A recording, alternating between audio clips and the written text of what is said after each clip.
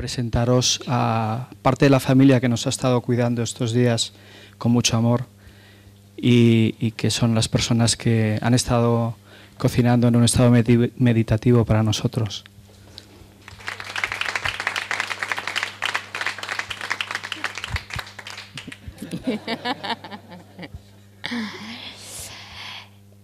Los 5 son profesores de meditación de diferentes centros de Brahma Kumaris. José Mari, aunque es de Cantabria, está viviendo en el centro de Barcelona. Gaizka, también del norte, pero que vive en Mallorca. Gil, de Toulouse, que es el chef. Y Rosa, que es la contable de Brahma Kumaris, desde que somos de utilidad pública. Entonces combina los números con las zanahorias y Patricia, que también es de Francia y que ahora está en nuestro centro en Madrid. Entonces voy a pasarle el micro a Gilles. Tu peux parler français? Oui, bien sûr. Merci beaucoup. C'est un très grand plaisir de cuisiner pour vous, de vous faire découvrir une autre approche de la cuisine et en même temps, il faut savoir que notre alimentation a un effet sur la qualité de nos pensées. Donc, muchas gracias, es un real placer compartir con vosotros otra forma de alimentarse.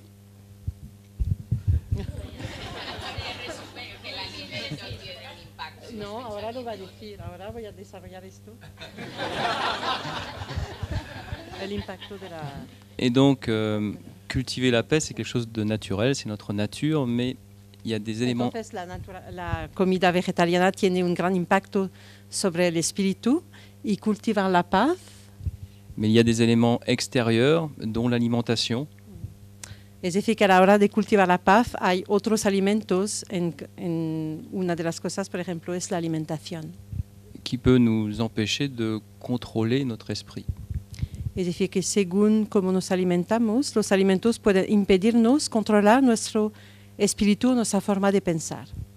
Quand j'ai commencé la pratique du Raja Yoga il y a 14 ans, Hace 14 años, cuando empecé la práctica del Raja Yoga, j'étais un grand cuisinier de grands restaurants français. Era un gran cocinero de grandes restaurantes en Francia. Et j'étais comme un grand chef très stressé. Y era un gran, ¿cómo se dice? Chef, pero muy estresado. Et c'est ce qui m'a amené à pratiquer le Raja Yoga. Esto es lo que me llevó a practicar la meditación Raja Yoga.